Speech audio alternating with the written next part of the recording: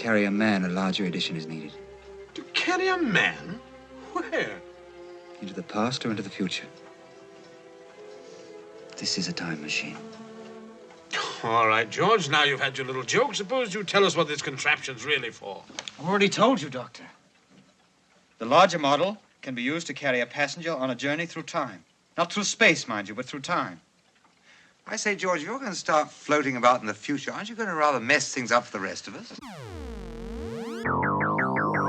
Hello and welcome to every single sci-fi film ever. I'm Aisha Khan.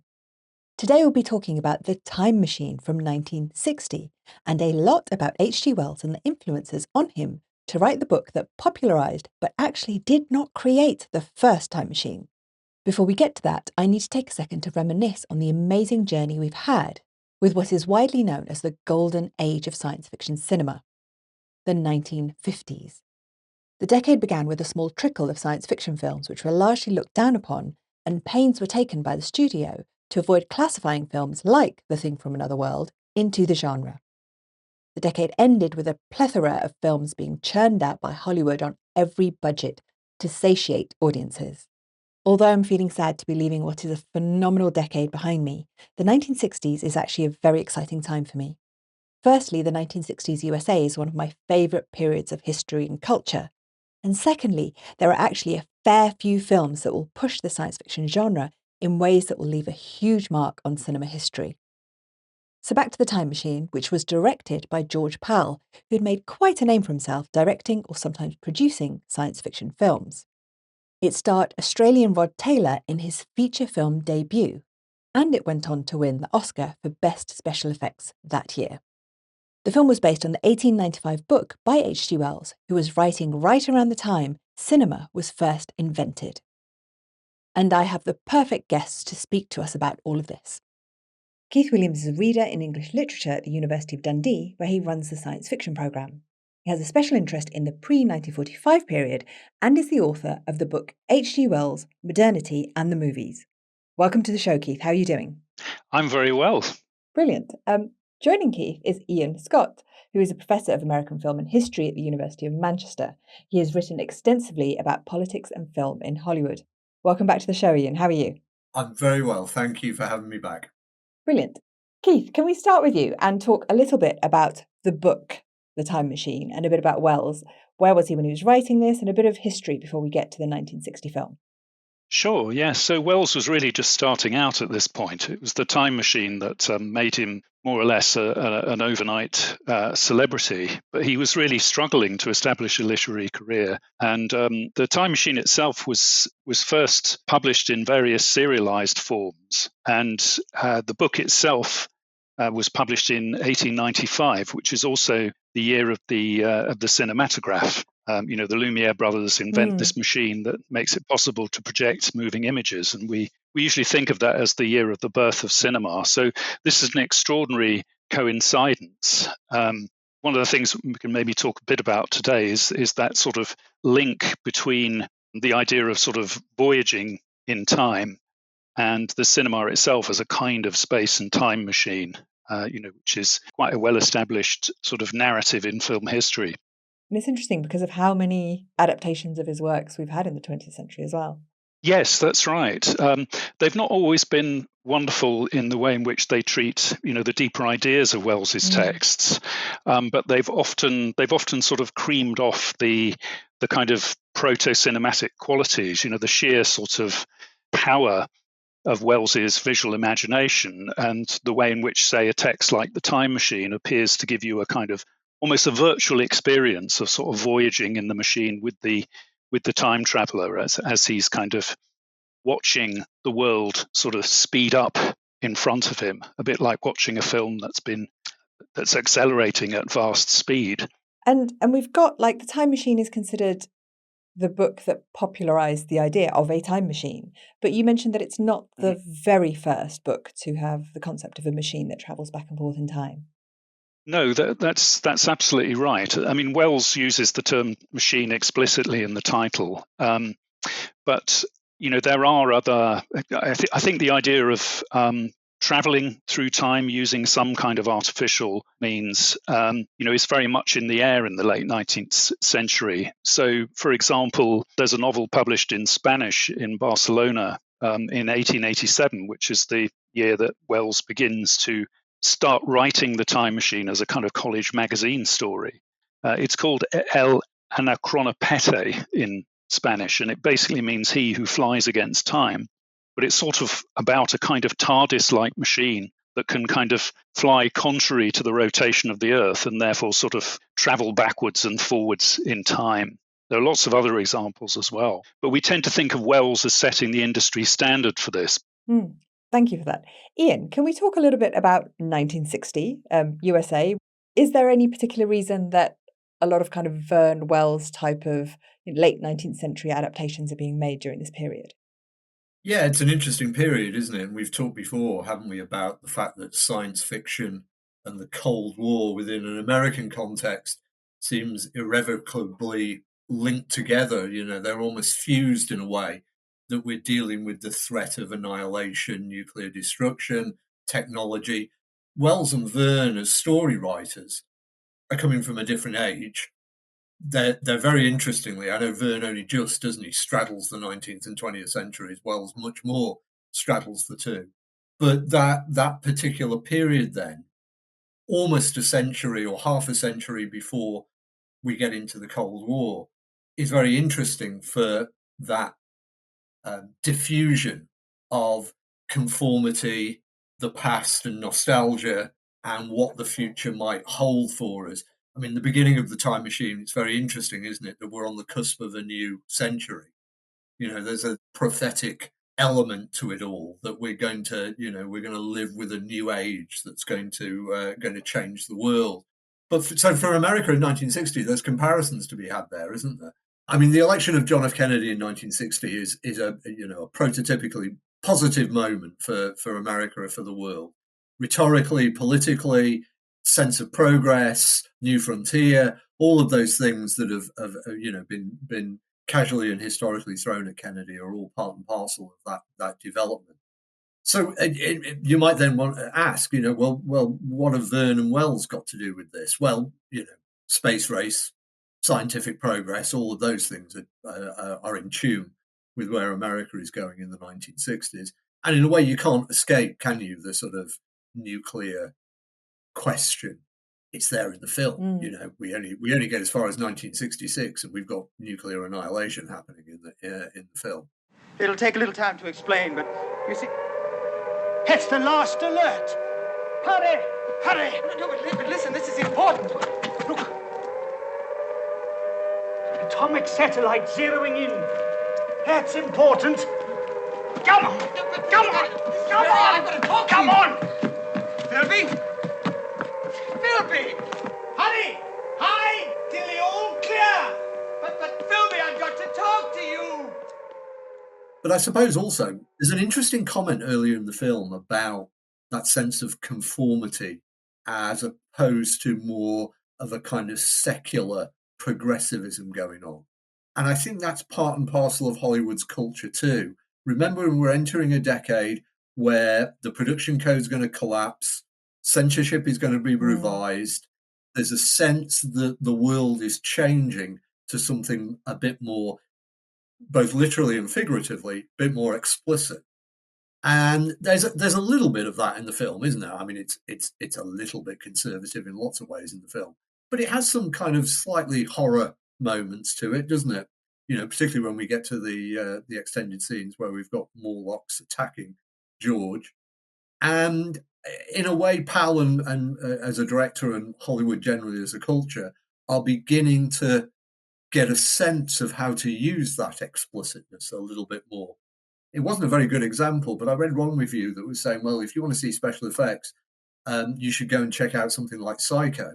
But if you wanted to think about the culture and the way in which something much more explicit, violent, open, a reconsideration of where society is going, Psycho's your film for definite, and it comes out in the same year as The Time Machine. So something is happening, both in Hollywood culture, but in wider American society. And maybe that's what Verne and Wells are about. Their prophecies of the future are what's beginning to happen technologically and culturally in the mid-century, in the 1960s. Interesting, thank you. Before we get into the nitty-gritty of the film, I just wanted to also, you were talking about influences, the influences on Wells when he was writing this, and both of you came up with a person that you thought influenced him very much. So I just wanted to briefly mention those. Keith, can we talk a bit about Thomas Huxley, who he was and what kind of influence he had on Wells?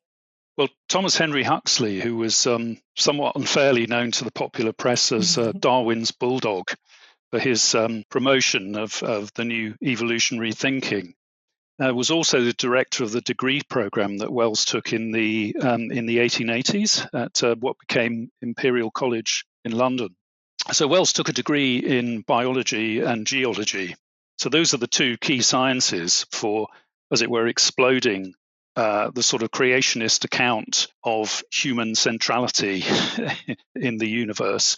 So space and time are now much, much older, and also human beings were not, created in the form that, the Book of Genesis and the Bible endorses.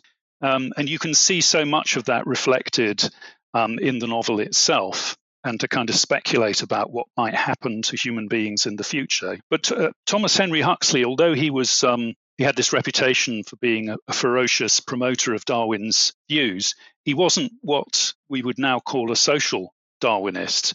He didn't believe that society progressed through kind of a ruthless struggle for the survival of the fittest. He believed that human society had to, because it was subject to cultural, social, economic, scientific conditions, had to progress through social reform that brought the benefits of the new industrialization and so on, and distributed them more widely across society.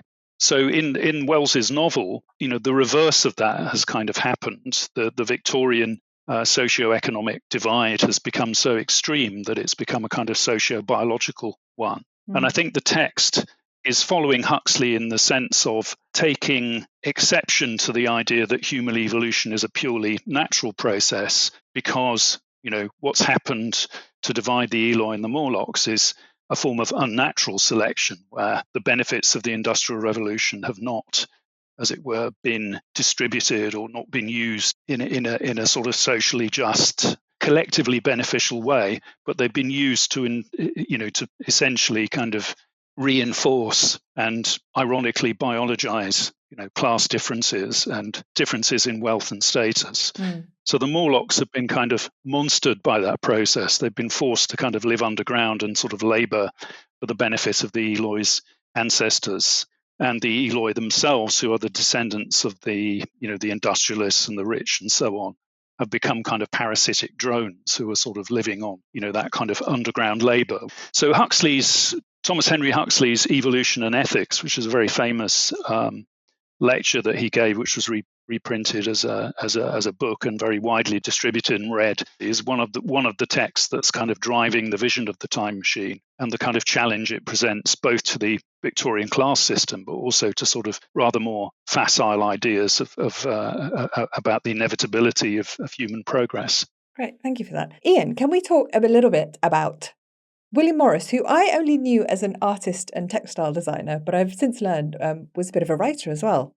I mean, William Morris was one of your sort of all-round social entrepreneurs, come inventors, come, what we would call a cultural influencer, I guess, today, wouldn't we? Yeah, everything from wallpaper to social reform. William Morris is involved in the late 19th century. And yeah, he'd written a book upon which, I mean, Keith will know this far better than I, but he'd written a book upon which Wells had clearly taken a little bit of influence, which had been a rough version of where the time machine would lead us and would go. And I guess Morris was part of that sort of social reform movement of the later 19th century, which in a way Wells is drawing upon, isn't he? The people who gather in George's study right at the start of the film. Well, it has to do with time. Oh, I've always maintained what this nation needs is a reliable timepiece. Navy needs one. Army needs one. For the artillery, Well, you couldn't do better, George. So that's why you've been in hiding, eh? That's very clever of you indeed. I don't think George is referring to a new type of timepiece. No, David. When I speak of time, gentlemen, I'm referring to the fourth dimension. They're self-declared business people. They're sort of his champions and benefactors, you get a sense of, aren't they? David perhaps less so, because as we then later learn, David's part of the family business that owns the retail clothes shop across the road. He's a little more kind of mercantile and a little less sort of part of the power elite, at least as we vaguely understand it as the film's getting underway. But in a way, they're part of that clique a little bit. And I suppose they're bringing together a couple of worlds, aren't they? Which in a way the film does in those first 10 minutes or so. You know, it's at pains not to be too kind of class orientated. So in that sense, it's following a sort of Morris reforming tradition of the idea that, you know, the workers should have a place in society, extension of education, penal reform, all of those things that the Victorians talked about at the end of the 19th century. But at the same time, there's also a kind of patriarchal power elite that you can't escape from, who are clearly the influences over the way in which society is changing and moving. But Morris's work was certainly that much more political, I think. It was much more dedicated to being pointed about where political action, where power lay within, you know, the class-based system of certainly Victorian Britain by the end of the 19th century. And in a way, I guess he was working from within to a degree. But at the same time, a little bit like George, there's a kind of idealism at work, isn't there? Floating thoughts of the future and escaping from one's, you know, traditional confines within society and being something more than that and meaning something more than that. George says at one point, doesn't he? I think when David says to him, you know, we are where we are, you're going to have to make the best of it. And he rather pointedly says, doesn't he, well, I don't have to. You know, that's I've not... got a time machine. Yeah, that's not going to be my position in life by any stretch of the imagination. And the film then revolves around that casual phrase that then gets said at the beginning and repeated at the end, doesn't it, about having all the time in the world. Interesting use of it a few years later in a James Bond film, of course. But that becomes, you know... Rod Taylor, quickly to jump in, which Rod Taylor turned down. He was offered the Bond role and he said it was beneath him and he said he regretted it for the rest of his life. Sure, yeah. And you can see that. Yeah, you can see why a little bit, can't you? Because though at times he's not always given the greatest lines in the film to have to deliver, there is a sense, and I think Powell wanted him because he'd investigated slightly older, more kind of staid British actors in Hollywood who might bring a bit of gravitas to the role. And Taylor was this up-and-coming young Aussie who was a little more feisty and a little more, you know, had the kind of matinee idol looks. And of course, that works very well for him in the film because it's an energetic role. So he's perceived to have to be, you know, running around and fighting creatures, and you know, which he manages to do with some ease, it seems, despite the fact that he's outnumbered by, you know, several dozen to one. And so you can imagine why, yeah, he could have been quite an interesting spy in a slightly different kind of guise in that way. Yeah, I just wanted to mention the name of that work by William Morris is News from Nowhere, which is like a utopian socialist sci-fi story. That's okay. But let's move on to, first of all, I think a lot of people have a lot of memories of this film from when they were children, including myself, and I think both of you have probably seen it when you were quite young. Is that true? Yes, Absolutely. probably when I was about 12 or something. Okay. Yep. There is this element of just the amazing time travel part of it. It was disconcerting to see the sun arc in less than a minute. To see a snail race by. My flowers flinging wide their petals to embrace the new day. And the hours speeding across the face of my sundial. And the flowers closing their eyes for the night. It was wonderful. Changes that normally took hours occurring in seconds.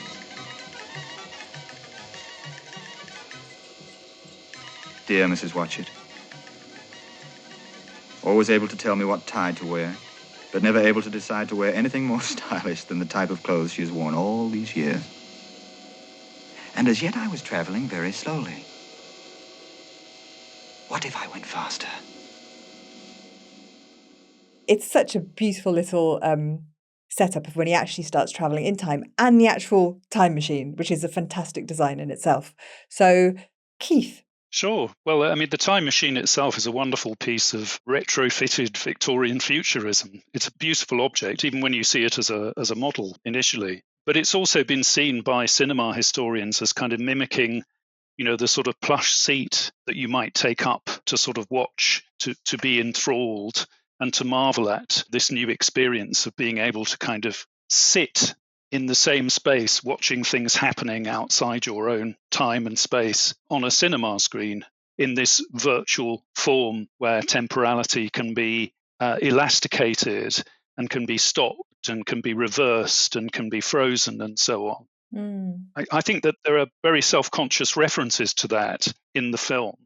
George is a bit like a cinema spectator. We often, there's a kind of reverse shot thing going on where we often see him looking up and being gobsmacked by, watching the sun turn into a brilliant arch, or his flowers opening and closing and the seasons changing and so on. And in actual fact, George Pal is following the description of the visual effects of time travel that we get in, I think it's chapter 3 of the novel, and George sets off into the future. That's actually all there already in the text. And I think Wells himself, back in the mid-1890s, is very aware of the possibilities of new visual media. He's possibly seen a kinetoscope, which is a peep show film machine in which you can control the speed of the film frames and reverse them and stop them and do all sorts of tricks. But early film shows were also not just about the content of the films themselves, they were also about what the new machine could do. So we've got lots of accounts by early filmmakers and projectionists of quite literally playing, with the cinematograph or in whatever sort of patent model they were using in order to enthrall the audience by speeding time up or reversing it or, stopping people in midair, jumping off diving boards. And the Lumieres themselves discovered this very, very quickly because, they accidentally, there's a very famous account of them showing one of the films, which is called The Demolition of a Wall, was accidentally fed through the projector backwards. And the audience, were completely gobsmacked by watching a pile of rubble suddenly miraculously recompose itself into a wall.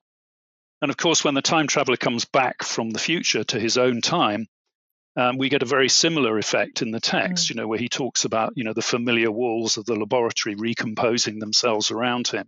Nice. So it's not surprising then that, one of Britain's earliest filmmakers, Robert William Paul, who was a sort of neck and neck rival with the Lumieres, he almost beat them to the sort of public medium of cinema. He read a serialized version of The Time Machine and was completely blown over by Wells's description of time travel, approached Wells himself, and together they filed a joint patent for a kind of time machine simulator that would have incorporated moving images in order to give audiences a kind of virtual experience of traveling to the future and past. It was never built, unfortunately, but that's basically because, Wells became an overnight literary success because of The Time Machine, and Robert William Paul suddenly found himself in demand for making films.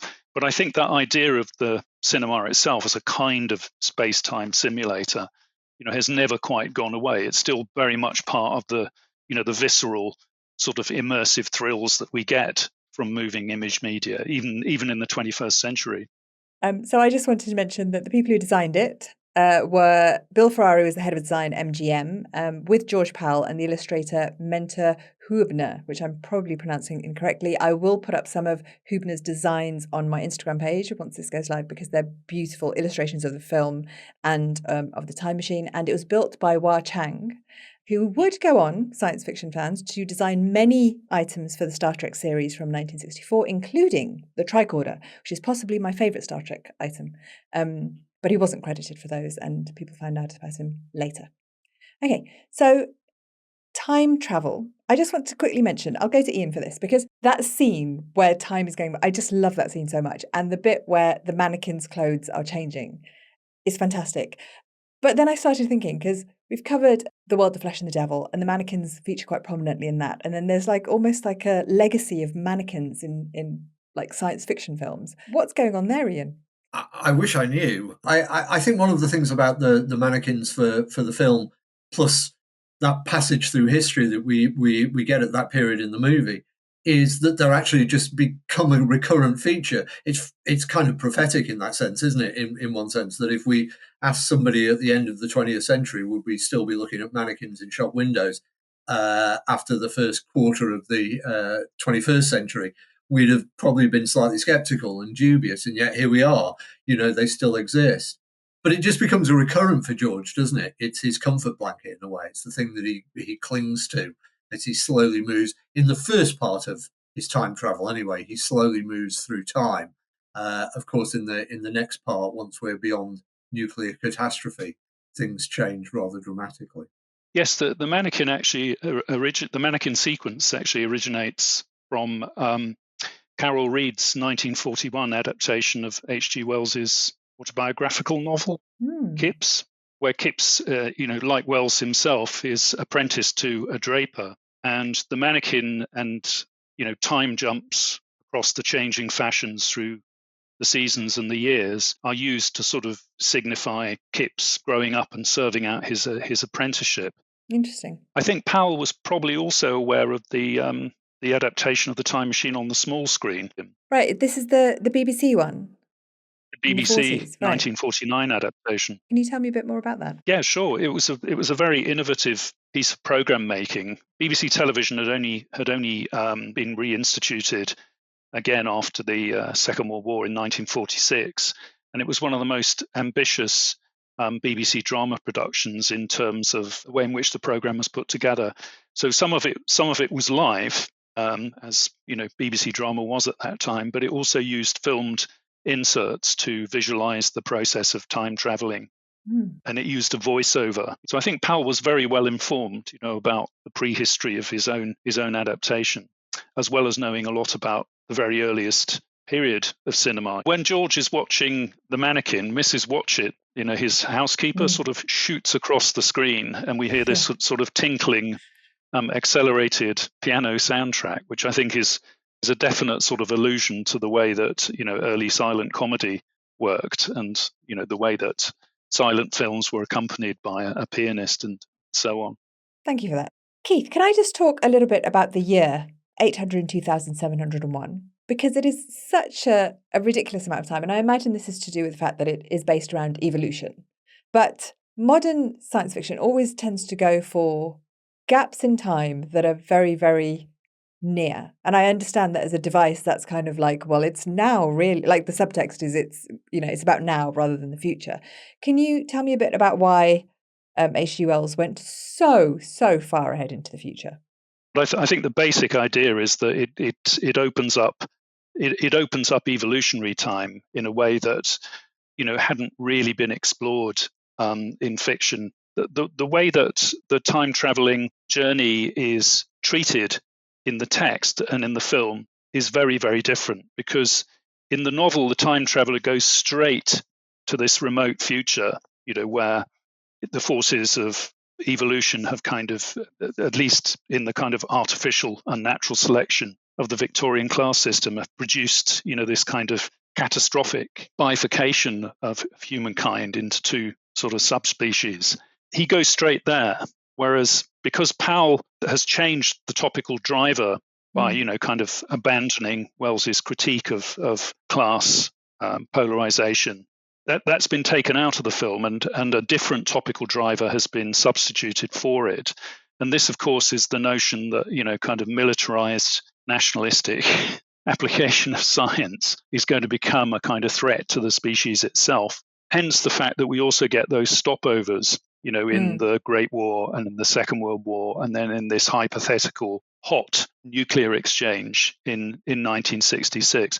Those stopovers don't exist in the text at all. Yeah. They're also part of the way that, and George Pal actually talked about this in an interview, starting off with narrating a kind of retrospectively known past history between 1900 and 1960, and then, as it were, beginning to project into this hypothetical near future, and then forward, into the future of 802, 701, as Wells originally imagined it. So we still get that bifurcation, but it's got different topical drivers behind it. Yeah, it's really interesting because in the book you can tell that it's about class and it's about the people who are, stuck, I guess, like in factories and mines and kind of the underclasses who end up being the Morlocks. And then it's the kind of those who are the elites, the privileged people, the bourgeoisie, whoever, who live very, very comfortable lives. And we can talk now about the biggest theme of the books and a very interesting part of the film. But it's really interesting in the film that they do make it about the threat of war and nuclear disaster, because they say, people chose. There was a point in time where people decided, okay, some of us are going to live out in the sun and the others are going to go and live beneath the surface.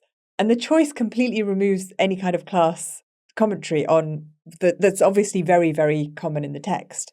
Yeah, it makes it arbitrary, doesn't it, and a matter of kind of chance. But it also turns that future into something that's created by a catastrophe. But again, as we saw with War of the Worlds, the idea that you can make a film in Hollywood which raises difficult social questions that have kind of a suspiciously left-wing kind of orientation to them would have been very, very problematic, in a Hollywood that's just been terrorized by McCarthyism and where, there's a lot of paranoia around about the intentions of the Soviet Union and the possibility that, the Cold War might become a hot war. And it's interesting to me because, as I was saying, I really enjoyed this film as a child. But one of the things that I didn't enjoy is that I went all this way into the future and there were no flying cars. There was no fun things that I as a child was going to do. And it's such, it is a really pessimistic outlook. There were elites and there were, whether they chose to live above the surface or below the surface, but everyone lost. I mean, I guess you could say that Eloy had a kind of decent life, but they have absolutely no mental capability at all, which is really, again, it's impressed upon in the film. Absolute death of curiosity or drive. They've got books, but they, when George, the traveller, goes to collect them, they literally just fall apart in his hands. And it's just such a damning kind of commentary on humankind. Those contradictions abound, don't they, in the last half of the film a little bit. The Sphinx-like structure gives you notions of a slightly fascistic superpower in charge of things. And yet, by the same token, neither species, neither community has really the kind of imagination nor the kind of powerful instincts in order to realize a life that's beyond their immediate confines, as it were. The library's a curious kind of relic. The books are preserved, but nobody's reading them, nor can they read them. And George suddenly gets... George is automatically suspicious of ignorance, of course, which, takes him back to his comments right at the start of the film about what humanity is doing to itself at the beginning of the 20th century. But now he's almost scared of ignorance as well, because ignorance can produce something that's so profoundly disconnected from humanity that he's not even in a position to understand what that might create, which I guess in one sense, of course, is his motivation for going back. There's a bit of a romantic subplot, isn't there? He wants to reconnect with Weena when he goes back, and, there's a good life to be had. There's an exotic paradise on the surface.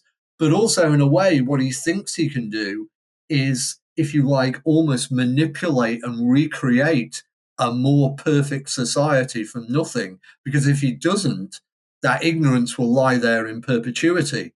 And what on earth will happen to the world at that point? It will almost die of its own lack of curiosity, its own inertia, if you like, at some point. And therefore he feels duty-bound to have to do something for it. He can't save the 20th century world, but he can save the 800,000 world, he thinks. And there's his choice. There's his dilemma to head back to do that. I think that's right. again, around this time, Wells wrote an essay called On Zoological Retrogression, and I think this is the kind of intellectual equivalent of that. So there's this deep concern in the text for the way that, a kind of an ironic sort of fulfillment of utopian desires might result in the sort of death of social progress or the death of human development. Yeah, I absolutely agree. And you mentioned Aisha. Here, what is Hollywood really doing with Wells's text here? It's been rather kind of conservative and conformist in some way, and it's affected by the strictures of the production code and what it can actually do. If you think about it, though, and you put some of Wells's ideas, we talked about influence a little bit earlier, you put some of Wells's ideas in the hands of a filmmaker in a different social, political scenario, Fritz Lang in 1920s Germany, and you've got a whole different message that's starting to emerge and come out. One of the attractions of Lang to the Nazi Party as it was emerging, and one of the reasons they wanted him as part of their propaganda machinery, was that they saw something in Lang's filmmaking that absolutely was attuned to the way in which they wanted to control society. But of course, what Lang was saying, not only in sci-fi futurist texts like Metropolis, but in his series of detective thrillers like the Dr. Mabuse films, what he's actually saying is that, society needs to be very, very wary of controlling elite forces and power and the way in which those authoritarian bodies relate to and then dominate and dictate society. And that was the duality at work in Lang's work. He was both an attractive aesthetic proposition to the Nazis, but he was also had an undercurrent of kind of social investigation and critique in its own way. And some of those ideas are coming out of writers like Wells at the end of the 19th century. Here's the way in which society could find itself moving in the future. And then you've got a very different kind of political treatise that's working against social and cultural norms of the time. It's interesting that you mentioned Metropolis because it's got that similar thing of above and below. You've got the people who live up in the skyscrapers, and then you've got the people below. Yeah, I'm just going to agree that the Time Machine and When the Sleeper Wakes are the two key texts behind Metropolis. But I think the way that the fact that we're in 1960 rather than in 1895 when Wells publishes the text, I think that there's so much more that kind of emerges through the way that the Eloi and the Morlocks are used as kind of metaphors for, the social forces of the period. So there are quite a few commentators who've seen the Eloi as, in a slightly crude kind of way, the new American youth of the time, the sort of the beatniks or the emergent hippies, who are going to kind of drop out of the system and kind of live in this pastoral utopian fantasy and not kind of resist the forces of communism or whatever. It does give a huge hippie vibe when you get to the future and they're all just like living peace, love, sit around, eat our food, but they don't really care about each other. That's right. I mean, they have no social coherence or empathy. Yeah, you cannot escape that slightly Californian vibe running through. Take it a little bit further. We started by talking about, the optimism and progress of the start of the 1960s. The end of the 1960s, if you get to California, it's going to bring you Charles Manson and Altamont and, scariness. And in a way, there's that mixture going on, that apathy and that sense of, life's good and, we're going to live through flower power and the summer of love, everybody. And then all of a sudden, all of those things collapse before your eyes in the face of war and assassinations and things. There's a bit of a parable to be had there in terms of where that's moving. You could stretch it a little too far, but there is an element of that. Okay, thank you so much for that. We can talk about, and I think the legacy is quite big, but let's try it. Keith, the legacy of the film. Well, it's huge, really. It both absorbs so many influences and so much film and literary history, and it also transmits so much as well. I mean, most obviously to the kind of franchise of time travel filmmaking, but also to later named versions of the Time Machine itself, which most obviously the Simon Wells version from 2002, which actually lifts lots of references and motifs and tropes from the PAL and kind of recycles them in this very self-conscious and And postmodern I sort think of it's a way. good time to mention that Simon Wells is in fact related to H.G. Wells Yes, and is a great grandson. that's right. So that's the film with Guy Pearce. That's absolutely right. Another Australian. For some reason, they seem to pick Australians to play time travelers. Another obvious offshoot of this film is on the small screen, because I don't think we'd have Doctor Who without it either. Because the way that Doctor Who was kind of conceived, as this kind of eccentric Victorian-looking character, as played by William Hartnell, sort of living in a kind of junkyard and creating this fantastic machine that can travel in space and time, is certainly riffing off what PAL does with it, as well as inheriting the sort of memory of Robert Barr's 1949 television adaptation of The Time Machine as well, by the BBC itself. Its effects are so widespread because of what it channels from the Wells, but also what it kind of gives back to these other strands of filmmaking. It's interesting because although kind of it can be seen as an origin of these time traveling films, it's kind of very separate from them, because it has got it doesn't talk about kind of, this is the world we live in, this is what's going to happen quite soon, here's how it doesn't have those typical themes, and it also doesn't have anything to do with like a grandfather paradox or anything that you're going to mess up, like all of those traditional tropes aren't in the original. Ian, legacy of the film.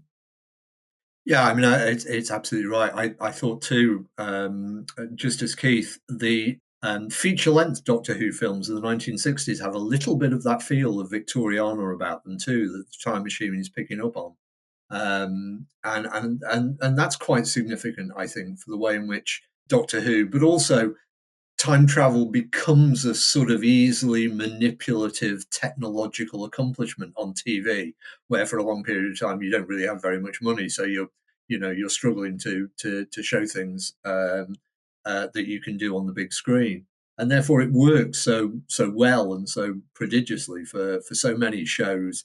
I remember growing up, there was a TV show called The Tomorrow People, on ITV in the 1970s, which was a bunch of, I think they were supposed to be just late teenagers or so, but they could move around and through time as well. But I think the other interesting thing, you get a lot of nostalgic recollection. People talk about being a child. I was there too, and remembering, not only for the fact that it's a kind of boy's own adventure, but that the special effects take you to another world, another place. And that was hugely imaginative. It's hugely creative. There's all sorts of influences from the special effects being used. Everything from, futuristic Kubrick's work, Ridley Scott, all the way through to steampunk and more. They all have little references in the Time Machine that you can point to just a little bit. I guess in terms of its sort of cinematic legacy, like he's just saying, there's always a lot of Australians who are playing time travelers. Hugh Jackman plays a time traveler in Time Traveler's Wife, and that bunch of films in the subgenre, which is time travelers, romantic subplot, and finding, refinding, discovering lost love, changing the course of history for one's own kind of romantic fulfillment. And a great many other things that come along, all have their place too, don't they? And most of those have been successful one way or another. They haven't always been the most successful element of some people's careers. And now there are so many glossy science fiction series on, particularly on the streaming services. I can't even name check all of them. But many of them are following in the wake of PAL's film, and thinking about that sense of moving through, between, and around time, and the above below ground stuff. So yeah, I mean, the film and Wells himself, I think his work just continues to have an enormous resonance, and it wouldn't surprise me that future adaptations of either this or his other books continue to proliferate. There are only so many authors, aren't there, who seem to recurrently come back. They seem to capture a zeitgeist that generationally has something to say about different times in history. Wells has that magical property, I think. I think the very idea of Absolutely. a time machine is an endlessly renewable topical template, because you can use it to project the anxieties and desires of your own time, forward, and to sort of imagine what the consequences of those might be, before they actually take effect. So that renewability, that the fact that it can be reinvented topically in so many different ways, just has that kind of inherent quality about it. And also, it's interesting that you talk about the love story angle, because the book doesn't have a love story, and then in the George Powell version, Weena in the future, who's supposed to be completely kind of asexual and childlike, Right. suddenly becomes quite womanly. Yes. And Yeah. because it's 1960 and it's a big Hollywood film, they're not going to do it without a female lead. And then in the modern version with Guy Pearce, they've got this whole subplot where he's trying to save his fiancée. And so that's the one thing which I think Hollywood always does, is it introduces the kind of love angle. And I guess in the newer version and expands it, because it's not there in the original at Absolutely. all. Well, in the Wells novel, of course, both the Eloi and the Morlocks, because they've regressed biologically as well as socially, have got smaller in size. So, Weena is about the size of a hobbit, basically. He doesn't know whether she's actually male or female. He sort of infers that, because there is no sexual dimorphism amongst the Eloi. It's one of the kind of satirical points in the text, is that the Eloi have lost those distinguishing characteristics of sex, as they would have been recognized in 1895, and that has all sorts of ramifications in the novel. But they needed the romantic lead. Yes, and they're talking as well in the film, Yeah. which they don't really do. So they need that. Okay, great. Thank you so much for that. Okay, can we have a recommendation for the listener? Ian. I'm all one for rollicking good rides in movies. You don't have to be too intellectual necessarily, or too kind of ideological about your sci-fi films, or any other films indeed. If you don't want to be, you can sit there for 90 minutes and you can just go for the ride sometimes. But I would say this is slightly more than a ride, not least because the director, Duncan Jones, has a backdrop in sci-fi movies, and he was a bit of a science fiction fan. And his first film, Moon, I love a it. very influential film in the 2000s, and a film that kind of dates itself back to those kind of series like Space 1999 in the 1970s and 1980s, UFO too, that he was a major fan of. The second film he made, on a whole lot bigger budget, was a film called Source Code with Jake Gyllenhaal, which is basically set almost for its entirety on a train heading into Chicago with some giant bomb on it that's going to explode and kill thousands and hundreds of thousands of people. And he's sent to stop this, find out who's responsible for this terrorist action. But what we later learn is that Jake Gyllenhaal is not who he presumes to be. In actual fact, not only does he keep going back in time to learn the lessons of why he can't stop the explosion in the first instance, it's a little bit of a homage to directors like Akira Kurosawa, Rashomon, where you're seeing a particular moment in time and experience it from a whole lot of different perspectives. And that's its clever conceit.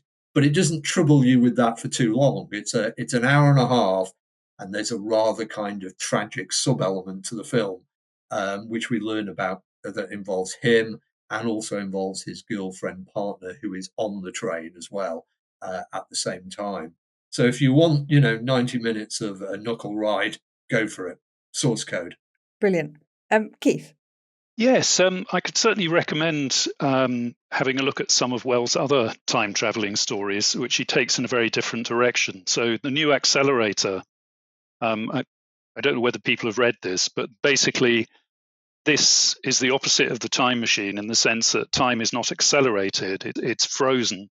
The protagonists of the story, because they've taken the New Accelerator, the sort of eponymous metabolic stimulant that speeds up your own bodily time so that everything else around you slows down and everyone appears to be like a kind of living statue. They're able to move around in this three-dimensional virtual space that, is like a gigantic, the universe as a kind of cinematic freeze frame.